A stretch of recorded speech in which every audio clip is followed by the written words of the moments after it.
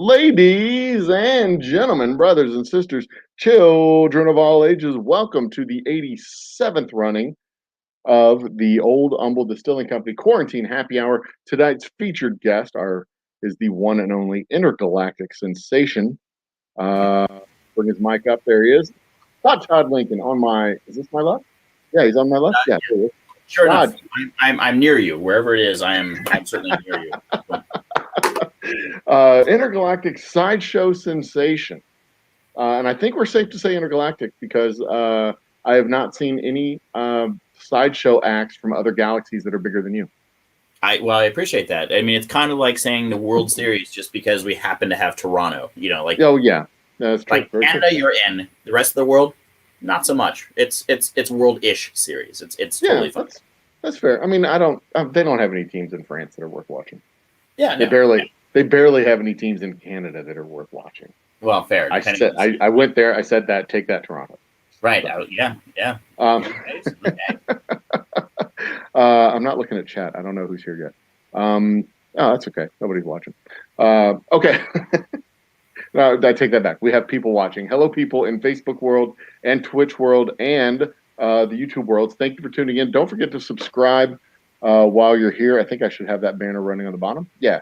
Our 420th subscriber special will be coming soon. I just realized I have 420 subscribers, and what with this being an internet show, we need to do a 420th subscriber show because that's like part of the culture now. My birthday is April 21st, and so thereby I feel like I was a day late and a dollar short in terms of birth date at 421.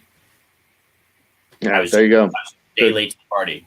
Yeah, there is only one thing special about that day, and that's your birthday. There it is. There it is. So I feel like I need the consolation prize. You're rocking a hat. Should I rock a hat for this? You can if you'd like to. Okay, so this is roughly about 1 year since this is roughly our 1 year anniversary. Cabin Fever live stream over on our Twitch channels, who usually hosts us on their channel. I'm gonna have my opening pour here. It's my special reserve whiskey. Feel free to pour yourself a drink. It is a happy hour. I don't rock this often, but since I'm talking to a Texan, I figure I could go with this. That is nice. You like Strong hat game. Nice. So yeah, like a year ago when we started this show, it started out as just a couple of cocktails, me and my lovely wife drinking, having a drink, talking about the travel that we had just gotten back from and stuff that we'd like to do. Right. We didn't realize that the quarantine was going to go on for as long as it did. We thought everything would be getting back to normal middle part of the Jeff says hi. We thought things would be getting normal-ish back in the summer, and we'd be getting back on the road. This hat was actually gifted to me by Jeff with a G, and I have two others that are almost identical, and they're basically my traveling hats. They're the hats that I travel with. They keep the sun out of my eyes. They keep the rain off my neck. I have a Boy Scout hat. It's like it's sort of like this. I mean, it's kind of like yours, but it's like the canvas kind of bucket hat that has the brim that snaps up on the sides. Oh yeah, Yeah, and that's my driving hat. That's my traveling hat because you can throw it in the suitcase, you can throw it in your pocket, and it's gonna be fine. You don't have to worry about steaming it and shaping it and all that. It's just canvas, and it does. Yeah, and see, this is leather, so it kind of folds and it bends, and all three of my traveling hats are nice and durable leather. They don't break. They don't get disfigured. They just fold and unfold. See, with this one, cheers, Moose Gal over on the YouTubes. Yeah, I'm listening. Keep going. I like to use this joke. It's like, oh, what material is that? I don't know. It must be felt, right? It's dumb. That's just like all chairs are made of satin. Yes. Yeah. I had a coworker of mine in my former life, at my former office. Coworker of mine, I just tortured her with that joke for like 3 days. All the chairs in the office are made of satin. She's like, I don't get it. They're leather. Yeah. And I kept in my former life. And you'll appreciate this as a purveyor of spirits. I worked at a bar at one point, and there was somebody at the bar who, we had the soda bar system, right? So it was like the boxes of syrup and then the CO2, the canister to give it the fizz, and then water, right? Like all of it mixed up, and then you had your Coke or your Sprite or your Diet Coke or whatever, And so she'd run out of Diet Coke one night when we were all having a staff meeting, and she was bartending. So somebody went to the back and schlepped up another box and gave it to her, and she installed it. And then so the person was like, well, go ahead and check all the other ones. Since we're here, someone can go ahead and get it for you right now. So she was checking it. And then somebody, a very wise person, was like, well, check your soda water. And she's like, what? I'm like, well, check the soda water. And so she's looking around for the box of syrup for soda water. And it was like, keeps looking. And it's like, no, can't find it. Well, I'm sure it's How back long did there. that go on? Entirely too long. I mean, but to the point where we all were like trying not to laugh and had that like single tear falling because we were laughing, and then it was like, all right, well, check the gas, right? Like, lift that. Does that feel heavy? And she's like, yes. And it's like, well, check your water. Okay. No? Okay. Then keep looking for the box. And and you've been the box is almost certainly tucked underneath the butt for. Yeah. And it's like, and you've been behind bars enough probably. And like, I think the cause and cures of some cancer can be found in the same walkboards. It's just a gross part of the world. And so she's crawling around, and finally, finally someone was like, and then like what was great was one of the managers looked for a minute, and then he got what was going on, but he was like, why the hell are we ordering soda water? It's just, oh, I see what they're doing. Okay. But it was almost in business, and then like, oh no, they're messing with her. I'm on board. Yeah, that's the good stuff. That's the good stuff. That is. So your current life, your former life at working bars, your current life, you are a professional sideshow performer. Yes. Technically, you're a professional sideshow performer, even though all the stages have been closed for like a year. Right. Absolutely. But you've taken your act online and exposed it to an entirely new, broader audience. Right. It's interesting. I mean, in trying to do the online thing, there are pros and cons, just like anything, right? Like, it's like if you were to do an aside on stage, and it's like you stay the same distance from people, right? It's like, oh, well, let me tell you about this thing. But all of a sudden online, it's like, you know what? I've got a secret for you. And like, you're right in their space online, which is a very different feel, right? So that's it's like, it's a new media. So it has new challenges, but also new advantages. And, so it's been fun to figure all that stuff out. And like you were mentioning the sort of travel log from your trip and thinking this would be like a couple weeks. Right. I started making what I call my, Hot Todd Lincoln's COVID-19 capers. And I figured like, I'll make these for a couple weeks while I'm home and everything's shut down and all of that. And I just posted my 123rd or 22nd COVID-19 caper. That's the triple decker, correct? That is correct. The triple decker. That is the most recent. I believe I've got it right here. Check it out. There's the Instagram page. There's the triple decker. I'm going to go ahead and hit the button on it. And let's. Can I hide the? We'll just leave the comments there. I don't think audio's coming through though. Yeah, I'm not hearing it, but it's okay. Yeah, it's music. Let's make it a full screen. Ba-bum. Did it work? Almost. Oh, they can still hear us, so we can caption it. Yeah. There you go. So yeah, basically I got my little lunchbox and I found a mini deck of cards in there, which is oddly enough the hardest one to tear. Oops. Sorry. There we go. And then went up to the standard deck of cards. There it is. Now we're cooking. That's why you can't hear it, because I think I have it muted. That would do it. Turn the music on? No, it didn't. Come on. Oops. Okay, it's muted. There's nothing I can do about it. We'll do it this way. That is a triple deck of cards. Well, no. I basically called it triple decker because I used three different decks. Oh, gotcha. The last picture will show it there. So those are the three decks that I used. All right, so there you go. It was the three bears of cards. One was little, one was middle size, and one was big. But so kind of like we talked about baseball earlier. It was like the good morning, good afternoon, and good night of card tearing. And this is the I mini guess deck. It's repeated. This is the mini deck. Yeah. Yep. And you're okay. And these decks don't start off as ripped, right? Correct. Yeah. No, they are straight up. Right out of the package. Yeah. There you go. You take the package off, and then Damn, that takes a ridiculous amount of forearm strength. And you said you've got 120 of these? Yeah, 120 various videos, either axe levering or card tearing or nail bending Um, cool. or yeah. Let's see. You're back to you and me. Can I do this? Yep, there it is. There it is. Boom. I'm Nice. still learning. Still learning the whole interface here. What just happened? Damn it. Yeah, Add you back. there we go. There you go. I found you. All right, there. I had to hit the right button. So that's cool. Okay? So lack of. Hang on. Well, okay. I've got two things going on in my head right now. They're like competing against each other. Choose one, and This then we'll one go has back. to wait. You. Yeah. Lack of crowd feedback. You're doing this online. You don't have a live crowd. You're used to performing in front of live crowds.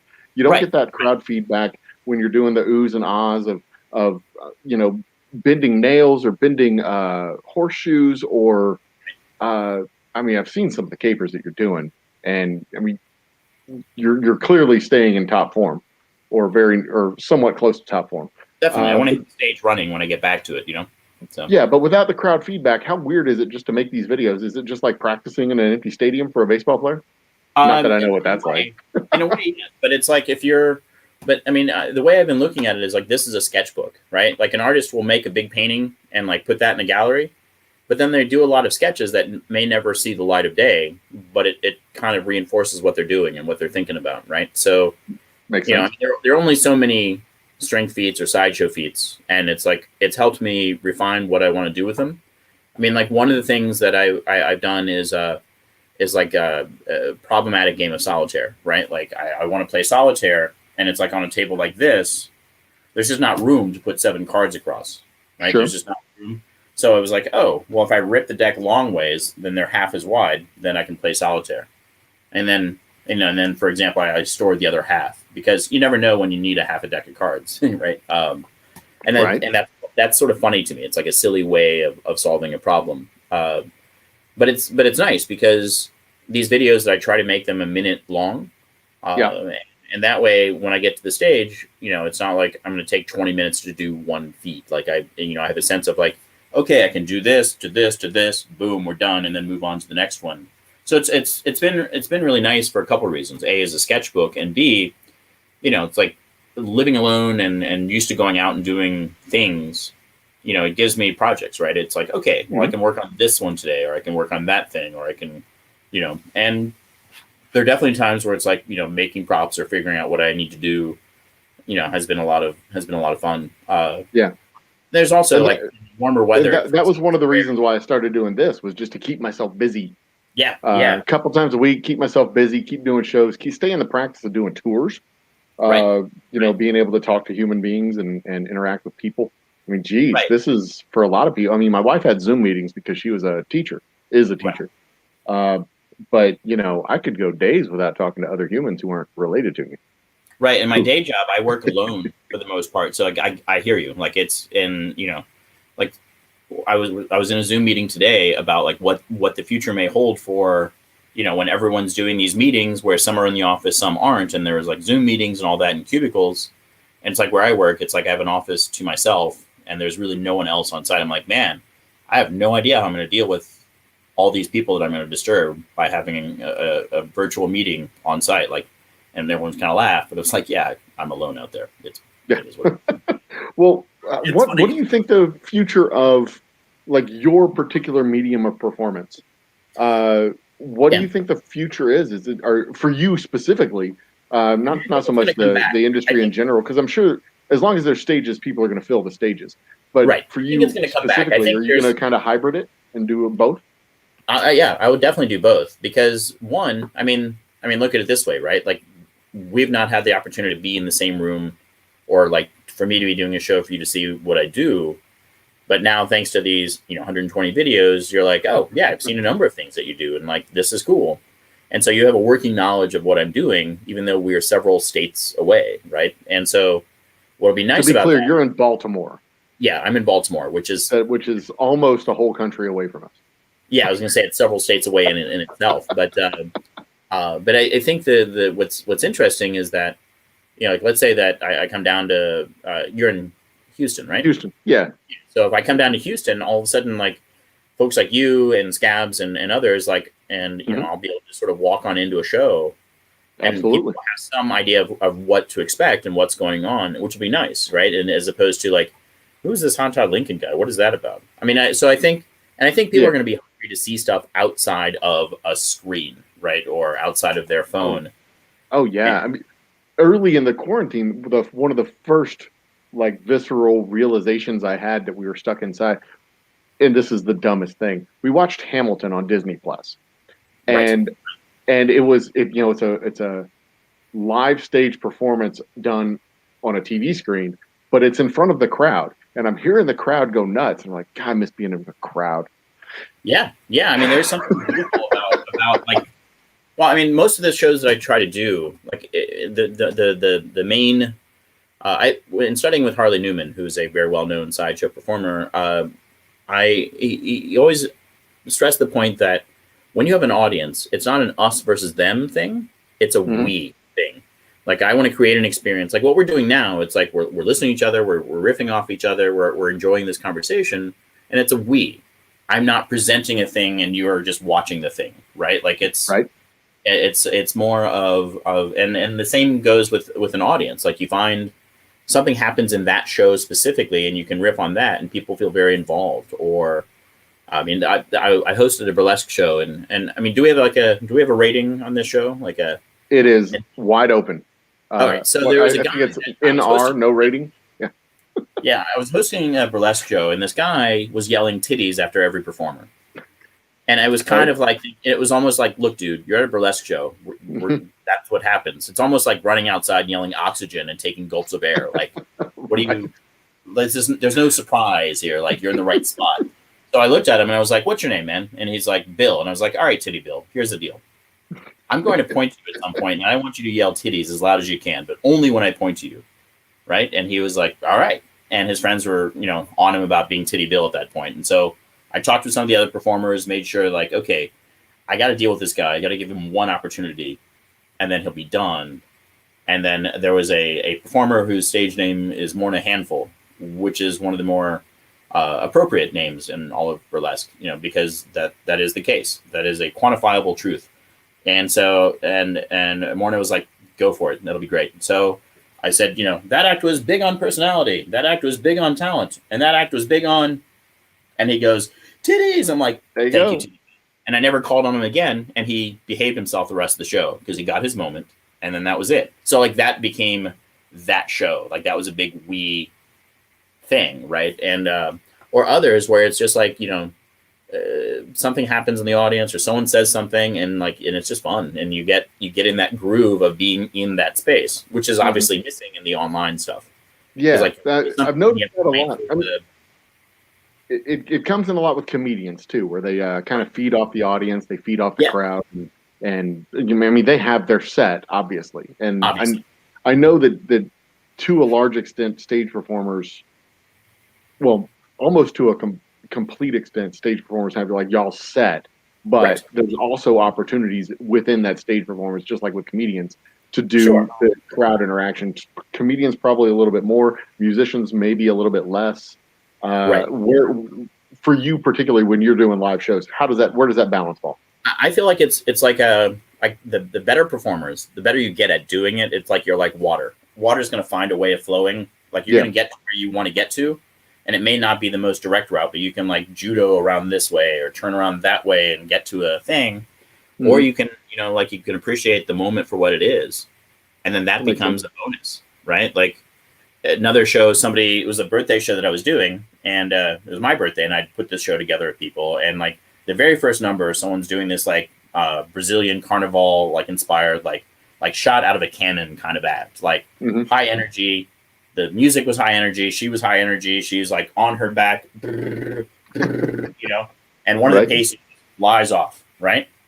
And so I tell the stage kitten at that point, I was like, hold off on cleaning everything up. Give me a second. I got an idea, right? And I walk out and I pick up the one pasty that has flown across the room, and I was like, happy birthday to me. And then nod at the stage kitten, and then that became the way, because like we all just saw that pasty fly off, and to respond to it, like it was great. You know, it's like it's it's not what I planned, but all of a sudden, like, wow, now we've really started the show. Like Right. we've had an exposed nipple, and that's got to be a good omen for a birthday show, right? I mean, that's got to be Right. something. And of So, course, you integrate it into the show, and it becomes right, and so it's like not a wardrobe malfunction, but a right. wardrobe part of the show. It wasn't like, oh no, this is problematic. It's like, oh, this happened. All right, well, let's make it fun. I mean, the same token, somebody was doing an act as a flight attendant that by the end of the act they became the captain of the airplane, right? And so it was like, like serving stuff up, and then all of a sudden then there was the captain's hat at the end, and it was an adorable act. Problem is, they started right at it was the first act of the night, and they started at center stage, and the music was not cooperating. So they're standing there. So I go back and I say, let's bring you on in a second. And so I look around, and they're like, we're trying, like at the booth, like we don't know why this isn't working. So I was like, all right, here's the captain speaking, and we're on the tarmac, and we're just gonna. Well, this bird's gonna fly here in a minute, but we're just let me, and like did the things, and then they figured it out, and they gave me the thumbs up, and it's like, all right, looks like we're ready to take off. So if you would put those tray tables back up and bring those seats back up to their upright position, we'll let you rejoin your in-flight movie, Final Destination. Which is funny because like they would never show that on an airplane. Like Absolutely not. Yeah. Right. But it was like, the crowd loved it because it was like, I mean, that's the thing, right? Like they're there. They see when something goes a little off the rails. Right. See when the car is up on two wheels, and then when you're able to slap it back down, they it's a good save. It's exciting. It's not like when you watch a high school band performance and you tell the kids, look, nobody's going to know if you mess up. Just blow through the notes. You're fine. When you're on stage, we know you screwed up. Right. Or that something has gone. The professionals just kind of roll with it and like, yeah, we did it. Right. And it becomes, I mean, I think anyone can host a show if everything goes well. Hey, we're going to have a great time. Here's our first act. They were wonderful. Here was the last act. Wow, we had a lot of wonderful things. Thanks for being a wonderful crowd. Have a wonderful night. Like there's no challenge in that. Everything was wonderful, right? Right. But when like music doesn't start or someone's costume falls apart as they're getting ready to like be the next act, and you're like, now it looks like it's time for a bit of sideshow, and like you can roll with it and have things. I mean, that's actually how I got into sideshow, is that I wanted more stuff in case things went wrong. Like it wasn't a love of sideshow at the beginning, but it's like pulling that thread on a sweater. Like I learned one thing, and it's like, ooh, I like that, and then the next thing, and the next thing, and then all of a sudden it's like, here I am, old time strength stuff. Cool. Sideshow and expanding skills as fast as I can learn them. Yeah. I'm picturing Showtime at the Apollo when the comedians are getting booed off the stage, and then they come out with the clown and the hook and everything. Like if something's going wrong with the act, like three people just come out and start juggling. As they fix the stuff in the back, get the wardrobe corrected, put the hat on right, and then the jugglers wander off. And you're like, okay. Yeah. Or it's like, I wonder if like Gene the Dancing Machine on the Gong Show could have served that role too, right? Like something went wrong, and all of a sudden it's like, it's Gene the Dancing Machine. And for God's sakes, don't look over there. That guy has no pants on, and he's putting them back on. Look over here at the clown. Look at this guy. He's blocking it out, man. Yeah, absolutely. So yeah, I mean that's the thing, right? And I think like there was someone said something, and I have a number of people said this, but I heard it recently, and it really resonated. Oftentimes, you're not going to necessarily. I got a different camera lens here. It's like reverse. I think the hat's good. You're good, but people aren't going to necessarily remember everything that happened, but they're going to remember how you made them feel. Absolutely. Right. And if I. I've looked back over old videos of shows and like, cringy, like, oh, did I actually, that wasn't my best work. But then people are like, oh man, I was at that show and it was awesome. And it's like, well, right. Because they're not remembering every detail. Like I, rock myself trying to sleep at night, remembering all my mistakes like we do. But like they, it's like they had a good time and it worked out, and they feel a part, and it's why rock stars will say like, good night, Cleveland, when they're in Cleveland, and people are like, they said the city that I'm in. I feel part of this experience. It's real. It's a vital part of I mean, this is why you go to shows as opposed to watching. Oh, yeah. It's absolutely the biggest difference between watching a show that's kind of antiseptic washed and put on a screen versus the show that's raw and in the field You get Right. the crowd excitement. You're part of the group, and you're part of that buzz, and you're part of the energy. There is value to being able to watch those, even those shows recorded, or even a private show. We've got a little product where we do a little private show with Ryan Adam Wells. By the way, if you want to get a Old Humble date night, go to our website. But it's good to be able to have that and still be able to be entertained. Yes. But yeah, I mean, there is a big difference between, even for me, giving a tour to an empty house and just kind of walking you through what we have and where we have it versus having 10 or 20 people that I'm able to bounce questions off of and kind of joke around with and play to and make my dirty innuendo jokes all through the day. But I think too, like, it's just more fun that way.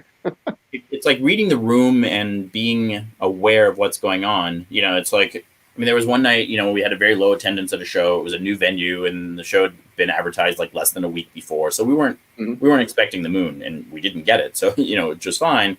But it was like, well, I'm glad the 6 of you got permission slips signed by your parents to be at the show tonight. Like, it's like you work with what you got. But I think there is something, if you can switch gears of like, I'm like I've played, a theater with an upper balcony, and like everyone was there, and then there were people at the bar. So all of a sudden, like, I had a whole cheering competition, and it was like, y'all are great. I haven't done a damn thing to warrant this, but you guys are cheering your heads off because I've made it a challenge. So good on you for being competitive. Like, that's fine. But then if you have 4 people in front of you, or in this case, like 1 person, right? If you can figure out how to be engaging to 1, and then take that same intimacy or that same closeness and apply it to 1,000, or the same energy you get from 1,000 and apply it to the 1. That's the goal, right? I mean, there's advantages or ways of working with both. Yeah, and I guess that's the difference between performing and being a performer. Because and there's one who is a performer is not just doing the task. You're right, that and is there's who you are and what you do. About being interested, or being interesting, or doing something interesting, right? Like, I could come out in costume and doing all the things, and I'm interesting looking, but I could still be a terrible performer. And I could come out with like a pair of jeans and a torn T-shirt, and then do something that's really captivating, and people are like, oh my gosh, what's he doing next? They're on the edge of their seat. I mean, it's just really be interested in the thing, and then people will join you in that interest. Solve a problem, do it in a unconventional way, twist it around, do something else, so that they're not bored, and they're not like, oh, I've absorbed your entire look, and now what? What else you got? Yeah. That is absolutely 100% so true. And I can prove it because when we went on vacation about, it was about 7 years ago, we went to Disney. We were at the Disney Safari, whatever that one's called. And on the way out, there was this little, they have these little enclosures with little animals. And you can go up and you can kind of see them. They've got their little moat and the wall, and you can kind of see because it's all lit. Right. I go up to the wall and I'm looking at it. I call my wife over and I point over there, and she comes over and she looks, and we're all looking at it. We get this crowd of like 6 or 7 other people looking with us into this enclosure right over there, right by the tree. You can see it right there by the tree stump and the rocks. And everybody's like, what are y'all looking at? What are you seeing? Like, there's nothing. It's just really interesting to look over there. I want to see how many people I can get this crowd. If you're interested in nothing, you can get a crowd to follow you. Right. And they want to watch that nothing, and they want to know what you're looking at. And it's awesome. I mean, that's the way that street performers work, right? Like you bring a circle of people around, so all of a sudden people in a circle, and then somebody else comes up, and then you kind of have everyone take a step back, and then more people file in, and then all of a sudden you got an entire crowd around you. You got a crowd, and people want to see what's in the crowd. I worked at a haunted attraction for a few seasons now, and one of the things, like, it's like they have a timed entry, right? So that it's not a huge haunt, but they still want to space people well, so that like somebody who chases somebody down the hallway can get back to where they will chase the next group down the hallway, so they're not stuck out of position. And one night, all of a sudden, like on the radios, they're like, "Do we have anyone out front?" And people like all the people in the haunt are like, "What the hell's going on?" Because no one's coming through. And apparently, I started to get a little crowd, which became a bigger crowd, which became a huge crowd. And I did like a 45-minute set, and like everyone just stayed. They just stayed and watched the thing. And then one of the owners came up and they're like, awesome, but like, like they're here for that. And I was like, gotcha. So like, we're gonna do one more thing, and then and then quit like holding up the line. they staggered him in again. But it was just funny, like Yeah. that because I was interested in the things and they were interested, and then people were interested in what was interesting. So Yeah, we fell victim to that ourselves during the snowpocalypse a couple of weeks back. oh yeah, We that went was out. We went out searching for food on the when everything started to thaw. We still didn't have. We had just gotten electricity, but we didn't feel like cooking, or we didn't have electricity. No, we sure. didn't have electricity yet, so we couldn't cook. So we go out scavenging for food. There's a Sonic down the street and around the corner that had 6 cars lined up in the driveway at the drive-in. So we pull up to the Sonic and wait for about 15 minutes. The line hasn't moved yet. Then somebody comes out and says, "There's nobody in the building," and we're like, "Oh shit!" We just went and found a line and went and stood in the damn line like a bunch of idiots with the other Right, 6 like, cars in the the joke line. about like, oh, my parents always told me if you're caught in a snowstorm, then like get behind your truck or a snowplow, and then you'll go the way that you're going. And so I did that one time, and it was really great. I mean, the road was clear, and I'm driving along, and everything's groovy. And then all of a sudden they stop, and then the driver comes back and he knocks on my window, and I was like, "Hey, what's up?" And he was like, "I was about to ask you the same thing. Like, I'm about done clearing this parking lot, so I don't know if you want to keep following me, but like, Yeah. My parents grew up in the South, so I didn't get any advice about driving in snowstorms. Oh yeah, well I grew up in the north. Our advice was don't. I grew up in Indiana, so we had plenty of snow, and my advice to myself was move somewhere where there wasn't. So that's why I ended up in South Carolina for graduate school and all that. But now I'm back in the north, so I didn't follow. I'm in Maryland and Baltimore, so I didn't really follow my advice well. Yeah, well there you go. What brought you to Baltimore? Was it just jobs and work and jobs and work, but also like cost of living stuff. Like I'd been in an apartment in Alexandria, Virginia, that was closer to where I work, but as my income was kind of doing this, the rent was doing this, so I kind of had to pull up stakes. And Baltimore was by far a much cheaper place to live. And I like it. I mean, I like it's kind of you see the weirdest things, and you're like, Baltimore. And it's just, and it's perfect in that way. And it makes like I like it. I mean, it's a very troubled city, and there's a lot of economic disparity and areas that are blocks upon blocks of boarded up houses, and there are drug problems, and there are lots of things, and it's like, cool, new scandal coming out of the city government. That's shocking. Who would have expected it? But it's just kind of like Baltimore.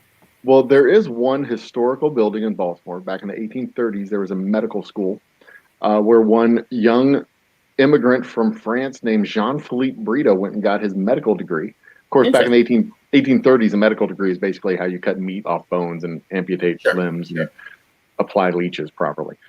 Well, that is where my great grandfather,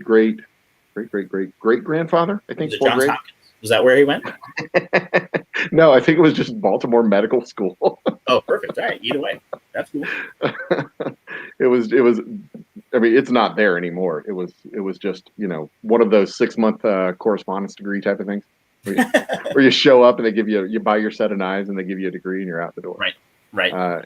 And then he ended up in Louisiana about 2-3 years after that.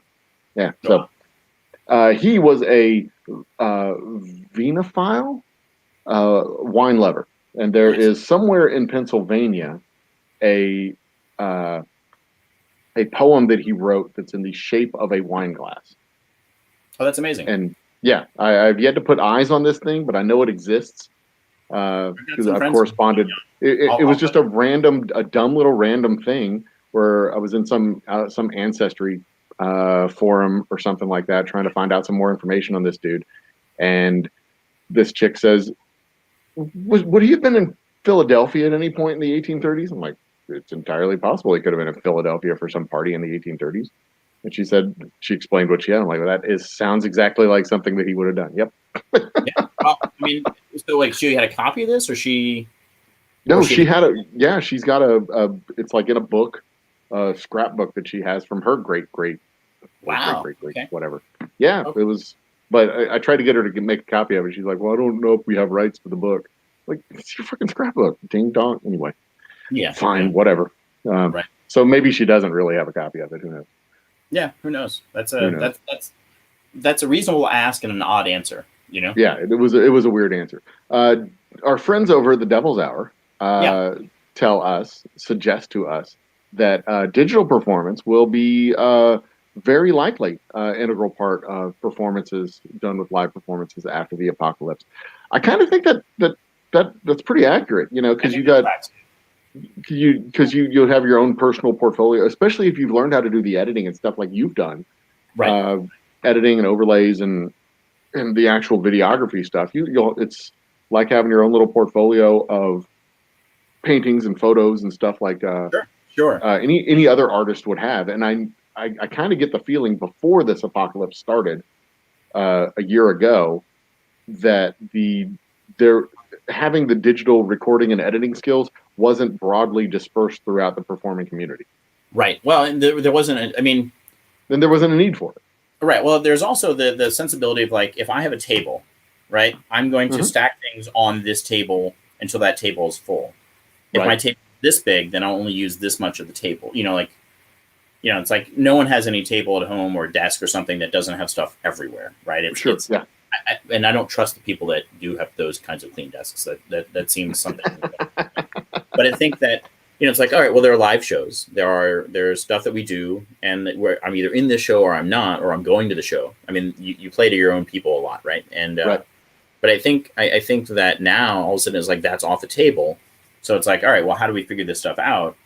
Because artists are going to art. Like they're going to make stuff, and it's like you can give someone a crayon, and they're going to figure out how to like change the, by adding more intensity of this stroke and less over there. They're going to get different values out of the same, the different shades, different tints out of the same crayon. They don't need all 42 or 64 crayons. Like they don't need it. Right. I think that. I think with the digital stuff and online stuff, what it's going to do is that you're no longer, this is the pool of performers that can be in this show. All of a sudden now it's like, I was watching the show and I saw this guy in Uganda that's this amazing juggler. I'm going to hit him up for a clip, and he'll be like, yeah, I want to be in a show in the United States. Sure, why not? So you'll be able to make shows that would be next to impossible to make live, right? So it's like I think the big shows or like the big thematic things where you can bring the world to somebody is going to be the appeal of digital in the future. Yeah. Do you foresee a possibility of doing a stage performance on multiple stages simultaneously through the power of digital broadcast? Sure. I mean, it's whether it's live or pre-recorded footage. You could conceivably be in multiple venues at the same time. Yes. I mean, the only drawback I can see is that whether it be digital or on that stage, it's like dealing with one audience. Even digitally, you can still sometimes get you can start to see comments and you can see the chatter and you can respond. So it still has that cohesiveness of we. This as soon as you this audience, that audience, this audience, that it's like it's hard to connect with any one of them. Yeah, I get that. And so it's like at that point, it may as well just be a recorded clip and you're done, right? Because at that point, there's no real connection in that way. I mean, that makes sense. That's where all of a sudden you look at that corner of the, at Disney World, you look at that corner and you're like, I'm interested in the thing I'm doing, and you're not really relying on that interaction, and people will still be interested because they'll be interested in your process. Yeah, I got you. And that can be done. And I was actually thinking of that as I was asking the question, like with this guy from Uganda. There's no reason to physically have him performing at the same time as you, right? Because you can get a clip and you can put it up on the screen. Right. And here's our friend from Uganda, and he could do a performance as if he's playing to the crowd. Right. I mean, Jeff with the G does that in the Devil's Hour. He bring all these clips, and then there's the Bindlestiff Circus that's been doing a live show every Monday night. But they have either clips or they'll people will kind of like this, right? They'll be waiting in the room and then and go, you're doing your thing, so they'll have a mixture and so I think those you reach audiences that you wouldn't reach. You get to have people in your shows that you wouldn't normally have. But I think that those advantages are going to be too big to ignore. But then I there's think so, still yeah. like homegrown. This was in my bar I always go to, and these like 4 or 5 people came onto a stage that was the size of a picnic table, and rocked it out and doing some crazy stuff. And like, I mean, I always tell people when you go and see live entertainment, you are almost guaranteed to win water cooler conversation at work. It's like, oh, what did you do? Oh, I mowed the lawn this weekend, and well, we got a little crazy. We made some margaritas, and it's like, oh, cool. I saw someone take a whip and knock a flower out of someone's butt. So, but I'm sure the lawn looks lovely. So Yeah. good on that, right? Like, like Right. Yeah. True. you win. You win those. And speaking of the future of performances, Yeah. what was the last movie you saw live in the theater? So the last movie with saw, other human beings. I went to see Groundhog Day in a theater recently. No shit. No shit. Yeah, it was a funny thing. It was like there's this Baltimore like going out group, Baltimore meetup group, and a friend of mine said, "Hey, they're showing Groundhog Day. Do you want to go see it?" And I was like, "I sure do. I sure do want to get out of the house." And actually, it's funny. There was an incident that happened, and I'm a generally like non-confrontational sort. Like I just, it's like not really fond of what happened, so I'm gonna walk away from this more than like, flipping a table and like, I'm not the the dude's like ripping off my shirt and like let's go. I'm not that bombastic or whatever. But apparently, with living alone and all the stuff that is like, people not wearing masks and all the just the tension and everything else. I'm driving to go to the movie, and I reached a little cul-de-sac, and then this dude parked in a way like just stopped driving. It was a traffic circle, but he just stopped because he was going to go in the restaurant and pick up his food.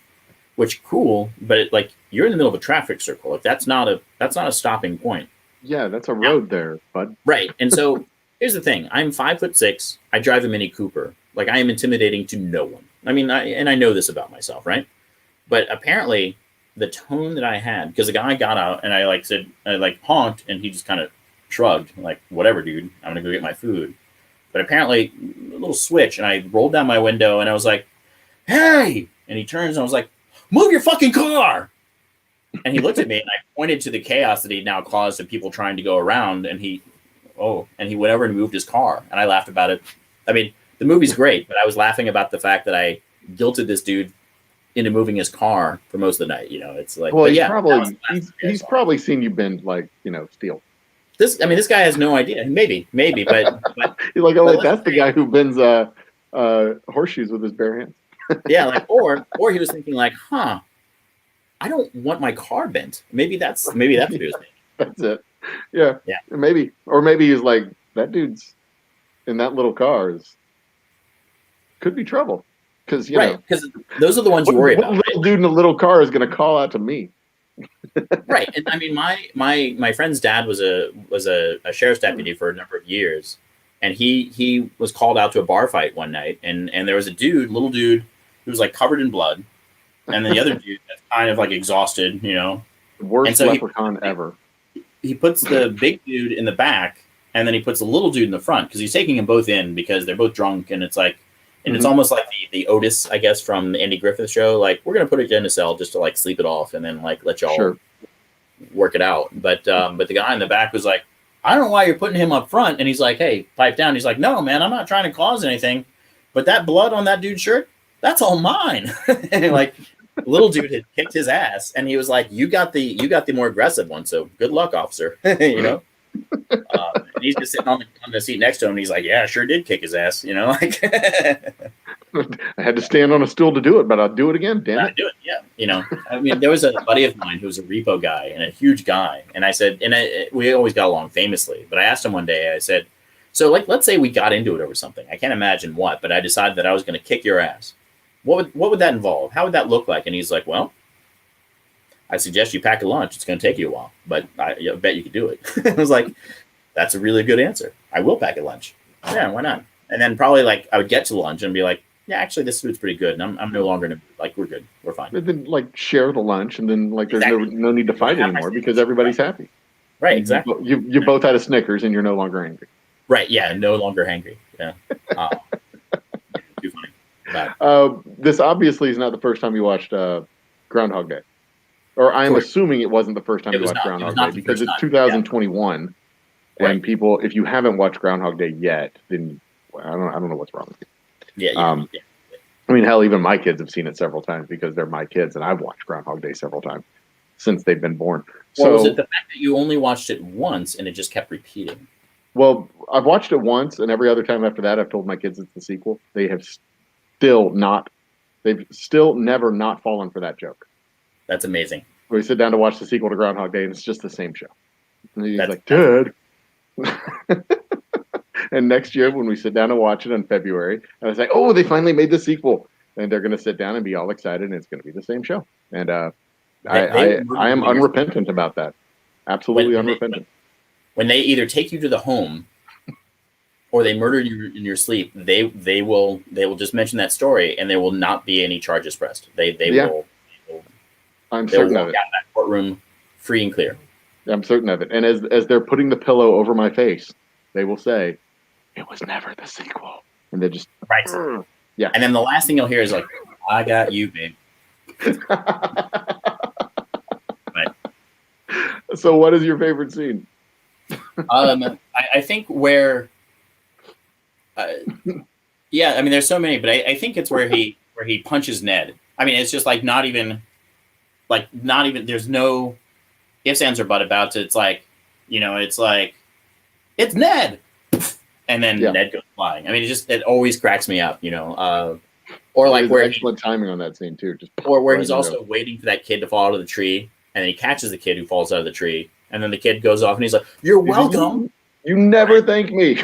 Right, and it's like the kid doesn't know. I mean, no one knows, but it's like he's getting a little upset about the fact that no one. Like, this kid's not thanking him for the hundreds of thousands of times that he's caught this child, It's a weird thing to say in the moment. Yeah, but it makes perfect sense. It makes sense to him, but it's a weird thing to say in the moment. Like, that doesn't, Right. I mean, there was somebody, like, there was what was it, Quicksilver, the like an X-Men or something, kind of like the Flash, but like this thing, and it was like he was always angry, and he was always snotty to people and all that, and someone explained it, and they're like, look, if you could move as fast as this dude moves all the time, then that means everyone else is like, even if well, here's my money for the transaction, thank you, and you put it in your thing, that is the equivalent of somebody counting out, like an elderly person counting out change from their coin purse. Yep. And then not having enough change and then writing a check. And then like, wait, who do I make it out to? I mean, like, I just found another penny. I have enough. Right. And it's like that, but it's like every interaction on the planet is like that. Yeah. So of course the guy's going to be pissed off all the time because everything. Yeah, that makes sense. Yeah. So it is funny, but yeah, I particularly liked the "you're welcome," like that whole, like, just the audacity of this child not to thank him, because to that kid it's the first time he's fallen. Like, why? Yeah, he doesn't even know who this guy is. Right. Just some random dude who caught him out of a tree. Right. There are so many great scenes. I love that movie. I can watch it. I sit there. I can't tell you how many times I watch it. I sit there and watch it. I say the lines with the movie. There's very few movies that I'll do that with, but I can say the lines with the movie, and I annoy the crap out of my kids, and it's a ton of fun. No, and I love absolute ton of fun. The sequel thing is brilliant. Well played on that. I mean, I feel badly that your kid is victimized, but only to the point of, like, every time too.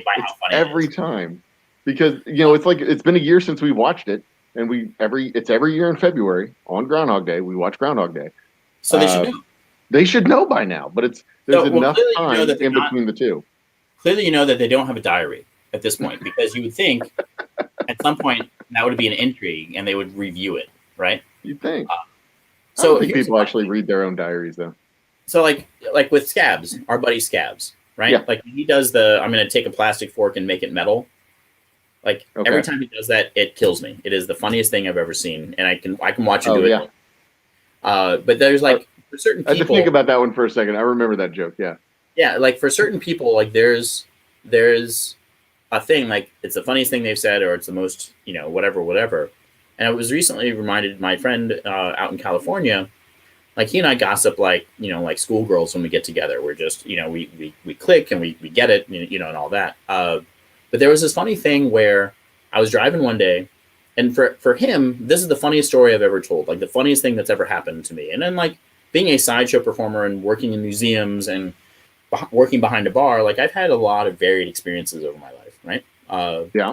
You know, it's not often that like the same hand that I've eaten fire with that I've actually shaken hands of former presidents. Like it's a weird life I found myself in. But but there was a point where I'm driving along, and at this point I was rocking a blue Toyota Camry, right? Like, you know, pull up to the gas station and the elderly guy's like, "That's a fine automobile. I've had my Camry a number of years." And you're like, "I want to put this into a wall because like I feel like I'm not 80, you know." But fair enough. So I'm driving along, and this dude is hammered to the point where he's trying to. This is also pre-Uber and pre-Lyft. Like he's trying to hail a cab from the double yellow line in the middle of the road, like that kind of hammered. Can y'all hail cabs in Baltimore? Yeah, I think so. Yeah, you can do that. Or do you like have to call them up to show up at your venue?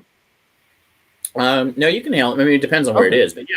That's fair. Okay, carry on. Sorry. And then there's also this weird thing in Baltimore too, where it's like you'll see people doing this on a corner, and it's almost like this underground cab system where it's like you can pick them up and then they'll pay you to take a ride, but it's like it's just like a way Lyft and Uber, but not really Lyft and Uber.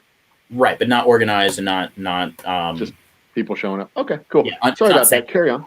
But yeah, so I'm driving along, and it was like already a tense situation. Like there was like a couple other friends that I was with, but there was like there's just stuff. You know how sometimes like you're with people and like you like them, but there's just stuff going on. So we're already, and I'd driven from Alexandria, Virginia to DC to pick them up, to go up to Baltimore for the show, to bring them back to DC. So it was like a long day and a lot of tension and just. So this guy that's drunk is like trying to hail this cab, and because of the way the traffic is, I now stopped right next to him. And so in his mind, I'm the cab that stopped to pick him up, right? And so he tries the door, and the doors are locked. And he looks at me like, "You open the door?" I'm thinking, no. Right? No. And then he like gets a little upset, and he's like wringing his arms. I'm like, I don't know what to tell you. Like, you know. And then finally he starts banging my window, and then banging really hard on my window. And this is the thing with technology now. Like in the old days, right? You would have like undone that window and yelled at the guy, and it would have been very demonstrative, and you would have felt cathartic and like rolling down the window and all that. Yeah. I mean, like now, you know, it's like, oh, I've had a really tough phone call. Yeah, like that doesn't do it. Hang up with you really hard. Right, you know, you don't have the phone receiver slamming and then that satisfying like sustain of the ring because like you hit it hard enough that the ring, you know. So like, and even if you get really pissed off and throw your phone across the room, I mean, that's a $300 temper tantrum there. At least a $300 temper tantrum. Yeah, and you're like, that's really valuable, right? So So basically, but it was like, so I have to tell this guy to stop banging my window, but to do so, it's like, right? And I look at him and I was like, I'm not a cab, you drunk asshole. And then traffic cleared, and then I was able to go, and the guy looked very confused. For whatever reason, that is the funniest thing. That's the funniest thing I've ever said, which is fine. But here's what I'll do, right? So so I met this girl, and he's like, ooh, because we're gossipers, right? We got, you know, like we catch up and all that, and he's like, tell me more. And I was like, so we're talking about this thing, and then like she comes over and like she sits near me, and we're snuggled up close, and he's like, that's amazing. Like it was, and then she like leans over and she like nibbles just a little bite right here, and he's like, she did not. I'm like, she did. And then what happened next? And then it's like she gets really close in this very breathy way. She says, I'm not a cab, you drunk asshole. And he's like, God damn it! Every time you get me with this, you know, like, because I'll drop it in a conversation where it absolutely doesn't belong. But you know, and it's like nice. Now at the point where he thinks if he can say it faster, then it's no longer valid. Like I didn't get to say it, so like he prevented it. And it's like, no, dude, now I just got you saying something really fast. Like, but it still counts. I still got you. You know, but it's just funny. It's funny, like, the interaction. And the more you get them, the more funnier it gets. Oh yeah, and it's like the same thing. It just starts being its own joke. Like every year, it's a sequel to Groundhog's. You know, like every year. That's every year it gets funnier for you and your wife, because it's like they fell for it again. Like, I know they like love them, but I swear to God, we should have been watching that movie every single day this whole last year. But Yeah, well, that's why I went to see it, because it was like, this is almost like a documentary on how to right. I want to meet somebody who learned how to ice carve over the last 12 months. Right. And bring them on the show so they can make a face of Andy McDowell. I mean, what's stopping them? I know, right? And Right. how sad for Andy McDowell. All through the 90s, she's put in these weird romantic comedy movies where she has to she's a victim of some weird magic. All through the 90s, that was like her life. Right. Poor thing. They need to write her a proper movie where she falls properly in love and doesn't have to jump through some dumb magical hoops, or have some dumb guy jump through magical hoops on her behalf. Sure. I mean that is the shame of Hollywood, right? Like women tend to have a much shorter expiration date. Oh yeah, when you're like 30, you're almost dead. Right. If you're a woman. Whereas like somehow Sean Connery, may rest in peace, can be like 700 years old and still be in an action movie. Like, wait, what? Yeah, with Catherine Zeta-Jones, mind you. Right. just let that sit there for a second. Catherine Zeta-Jones and Sean Connery as a couple in an action movie. I mean, although he was the older mentor type figure in that movie. So. Fair, but there is like the willing suspension of disbelief. But I think there's only so much goodwill in that regard. Like, there's only so much that, there's only so much that a tree will bend, right? Yeah, I mean, there's limits even to suspension bridges. I mean, yeah. Oh, like that one. Remember, it was like I want to say it was in Washington. Yeah, something Narrows Bridge. Yeah, where it was like up, and then shattered. Yeah. Yep. That was a good time. I should make a cocktail based on that drink. Yeah. Galloping Gertie. Galloping Gertie cocktail. Here's the thing. Anyway. Here's the thing. And this is going to work out for you, because this is all a segue. Ooh, because segue. We've talked about Washington. We've talked about Baltimore. Yes. We've talked about Texas. Uh-huh. And I would imagine that those are, if not Baltimore, but at least Texas, that there are several places across the United States where one could procure your product. There is, as a matter of fact. In fact, all through the state of Texas. In fact, it's right about the time of the show where we need to plug shit. There you go. I should have a graphic for that. Like, I could bring in like the video, like, plug shit. That'd be cool. I'm gonna have to work on that. I'm not gonna work on that. Anyway, but yeah, you can find our stuff all across the state of Texas at 90-something Spec stores across the state of Texas. And if you're not in the state of Texas, we can arrange for a third-party fulfillment of an order. Just shoot me a DM through any of the social medias, Instagram, Facebook, Twitter. Shoot me an email, info@oldhumble.distilling.com. You go to the website. We're not hard to find, is what I'm trying to say. We're really, really easy to find. Where do they find all your stuff? Depending on the good time, easy to blame, right? Like, exactly. Where can we find all your stuff? Your videos, your shorts. Is it basically on the Instagrams? Basically on the Instagram and Facebook. Todd Gardner on the Facebook. I'm not leading some weird double life where it's a superhero thing. But also Hot Todd Lincoln on Instagram. Yep. Hot Todd Lincoln on the Instagram. Scrolling across the bottom as we speak. Let me get rid of this one too. There you go. There it is. There it goes. Yeah. So yeah, I've been doing shows where I can find them. Nothing coming up, or else I would plug that. But understandable. Do we have time? Can go ahead. Yeah. Give us a taste. Want to do a thing? Yeah. Let's do a thing. And while you're getting set up, I'll remind people to subscribe to our YouTube channel, hit like down on the video, leave a comment. That all helps with the algorithm stuff. Follow our friends over on Cabin Fever Livestream on Twitch. They are enjoying their 1-year anniversary show as we speak.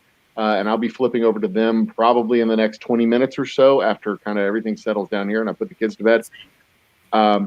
And of course, if you're on Twitch, go ahead and follow us. I'm the Old Humble Guy. And then like us on Facebook and Twitter and all that other thing. Todd, what you got for us, brother? So here's the thing. I mean, we've talked about Sideshow, and we haven't really talked much about the dangers of Sideshow, right? I mean, there are things where it's like you take something like this, where you take an axe, right? And Can I zoom in on you? Yeah, I can. All right, you got the screen. Go. You do this thing where it comes down. Keep a straight arm, and it goes right to your nose, right? That's kind of a little scary thing. And laying on beds of nails and doing the things we do means that you might get hurt. I mean, and oftentimes it's very possible. Like we're dealing with dangerous stuff or eating fire. Unfortunately, Walmart stopped carrying the fake fire a long time ago, so we have to go with real fire now. Or walking on glass. There's no fake glass about that either. Yeah, that's real glass. That is real glass. That you guys walk I on. did have somebody ask me one time why or how it was that I walk on so much glass, which was an interesting question, and I lied to her basically. I told her, I said, well, when I was in my 20s, I was dating this woman and it was really great until it wasn't. I mean, I had a picture of her on my dining room wall, and when we broke up, I took the thing and I threw it on the ground and I stomped on it. I mean, it was young, it was immature, but then I was also a hopeless romantic, so I put there were a lot of pictures that went under the wall and into the pile. And then when I got married and I was in my 30s, right, that was great until it wasn't. And so then the bridesmaids photos, the groomsmen's photos, the family photos, the reception photos, all of that went into the pile, you see. And then now that I'm in my 40s, I just walk around on glass trying to feel anything. But she was not ready. She was like, "Do you need a hug?" And I was like, "No, I'm kind of kidding." And she's like, "Maybe." So we hugged it out. I mean, it's great. But that's hilarious. I bring that up because I'm going to try to start to move into the realm of magic. Okay. Because where sideshow is like with magicians, if they mess up a trick, I'll show you what they do. Right? They put their hands out like this. They do this, and they lean forward and they say, "I'm sorry." That's it. That is the repercussion of a magician, right? Because it's not. It's like you're willingly being deceived, and they're willingly deceiving you, and it's all in good fun. But that's the thing. Whereas a sideshow performer, if they do something wrong, they get hurt. Right. They've got to get that nail extracted in the emergency room. Right. But then again, if they do something right, I mean, let's face it, sideshow it also kind of hurts. So it's a bit of a wash. Sure. Right. So what I'm going to do though is I'm going to if you would be so kind, I'm going to try to. It's new, but I want to move into magic in some way, and maybe this would be a good opportunity to like try something out. Let's go for it. All right. So in here, I have what's in the box. I'll show you. It is Gwyneth Paltrow's head. It is always Gwyneth Paltrow's head, right? I mean that is the staple of magic, right? Doing the card. So what we're going to do though is that I'm going to attempt to. We're going to go through and I'm going to have you pick a card. Okay. Right. I mean, normally I would like fan them out and you would pick one, but I'm just going to like, riffle through them, and then you're going to tell me when to stop, and then that will be your card. You got it. Okay. So let's go ahead and do that. But here's what's going to be interesting is that, all right. So if I, just so tell I me say stop now. Stop. Right there. Stop. That's a good one. Yeah, right there. All right. So now, here's a problem, right? And as we talked earlier, so I'm going to set this here, and you see how it's still in the frame, and your card is now on the bottom. But I don't want to hold it up because then I'll immediately see it because that's the way this chat works. So if you'll allow me for 1 second.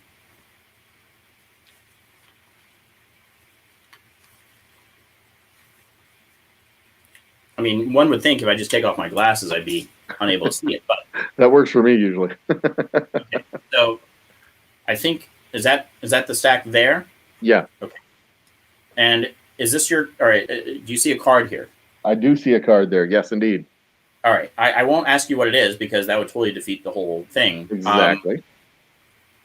And I think this is the rest of the deck, right? That is the rest of the deck. Yes. So I'm going to go ahead and attempt to shuffle it. Okay.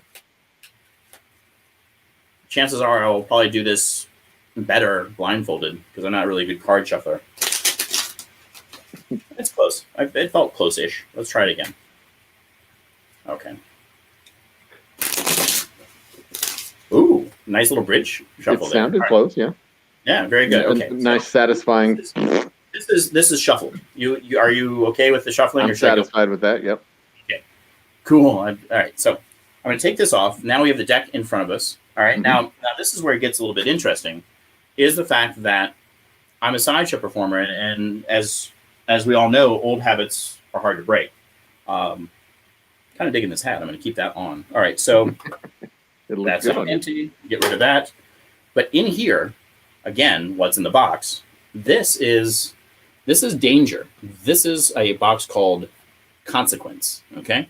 Because if I'm not able to find your card, then there's something in here that's going to be problematic for me. Because I mean, what can I do to you? You're across the country. I mean, I can make it snow again. No, I can't. We already lived through a blizzard. Not what is just in the the snowpocalypse. We had a blizzard a week ago when we were in a. Ah, nice. Okay. A Victor brand mousetrap. Now, what I'm going to do is I'm going to go ahead and set that trap. And if I'm not able to have your card become available again or produce your card, look at you. All right, you got to play it. You got to play it at home game. That's nice. I do. I have to play it at home game. Yep.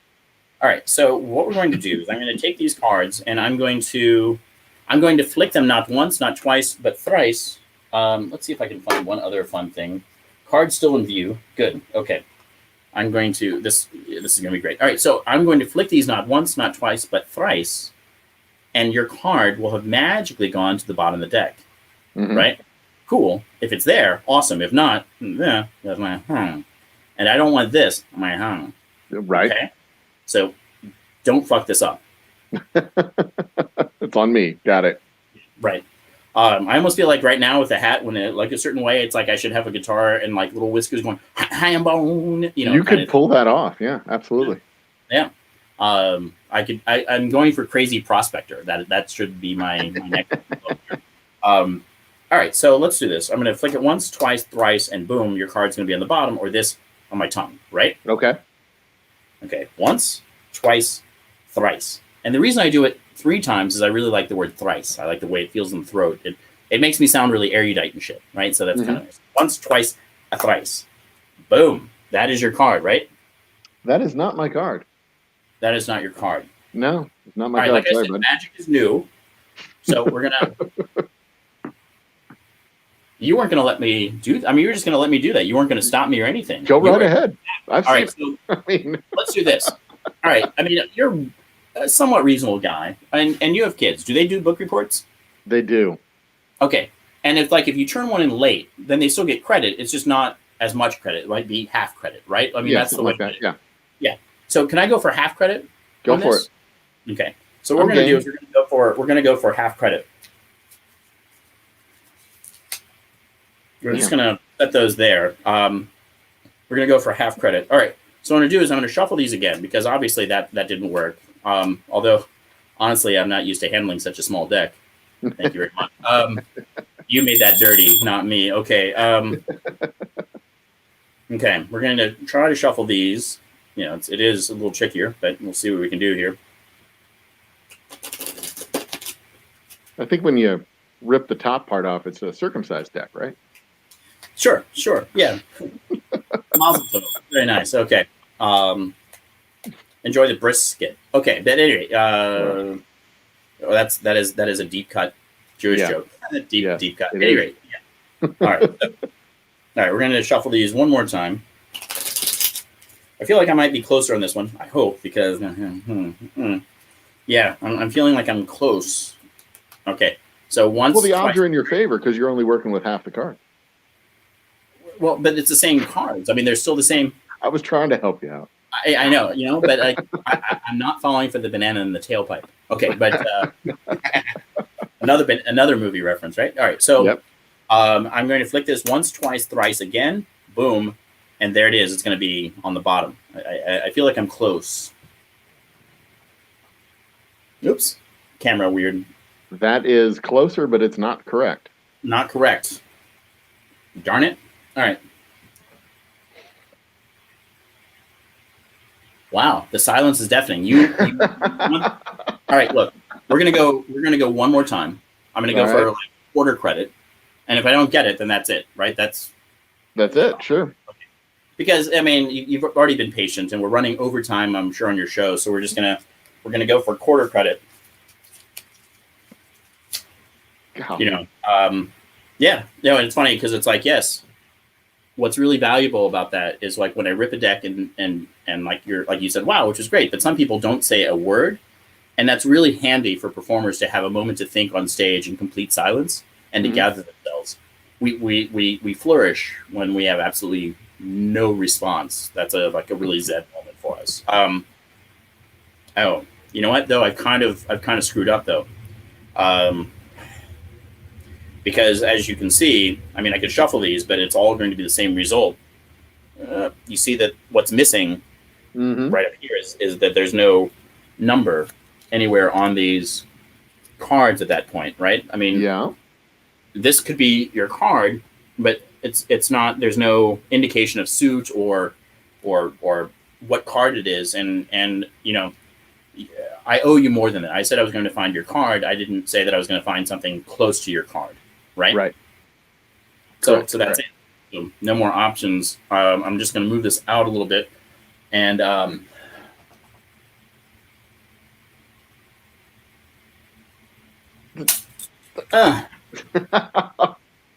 dang. I know that one sucks. That one. That sucks. I mean, I can feel that one. I mean, I have to ask you. You've got a good vantage point. Am I bleeding at all? Is there anything in my lip? Nope. Anything in my lip at all? Well, not there is now. Yeah. What's that? That is it. There you have it. The 5 Todd of clubs. Lincoln, Bravo. Future magician. There you go. So that is it. That is Crowd the goes wild. Intergalactic insanity there, baby. That is awesome. That was well done. Bravo. Thank you. Thank you. Very cool. And you can find more of these insane capers on your Instagrams and on the Facebook pages too. Todd Lincoln and Hot Todd Lincoln and Todd Garner. Gardner. Gard. Gardner. Yeah. I had it in the description earlier. I removed it and replaced it with the Instagram stuff. I should probably go put it back later. No, that's fine. So people can find your stuff. Instagram is a very easy spot to find me, and you know, we can look me up. And at some point you'll be back. You'll be here in Texas, and we'll get you on the stage. I'll buy you a drink. I would love it. I'd like to. I know a guy who makes some whiskey, and it's delicious. Yeah, I've yet to try that whiskey, and I'm trying to fix that deficiency in my life. Yeah, we're gonna see if we can't remedy that situation. Absolutely. All right, Chad, man, I appreciate you coming on the show. This was a fun hour. Great. Yeah, thanks for having me. This is it's absolutely everything I wanted my happy hours to be. A good conversation, talking about some just fascinating stuff, and then just having some damn fun. That's what it's all about. Absolutely. Anytime. And if you ever find in Charm City, I can take your kids to where they're filming yet another sequel for Groundhog Day. I would like to eventually go see where that old medical school was, because that just cracks me up. Yeah, I'll do some research, see what I can find, and we'll talk about the butchery place. Point. But yeah, I think I've got an address for it somewhere in one of my little notebooks around here somewhere. If you find it, let me know, and I'll map it out for you and see where it's at. That'd be so cool. All right, brother. Well, I appreciate you coming on the show. I'm going to let you sign off. Tell everybody bye. All right, good to see you, everybody, and check out if you can Old Humble Whiskey. Get you a bottle and enjoy the time you have by yourself. I mean, be good, be kind, and enjoy. There you go. Thanks, Todd. Talk to you later, brother. Take care. All right, guys. That was Hot Todd Lincoln on the show, the 87th running of the Old Humble Distilling Quarantine Happy Hour. Thank you guys for tuning in. Like the video, subscribe to our channel, like us on Facebook, on the Twitch. Go over to Cabin Fever live stream and go chat with those guys. Thanks a bunch. Cheers and good night.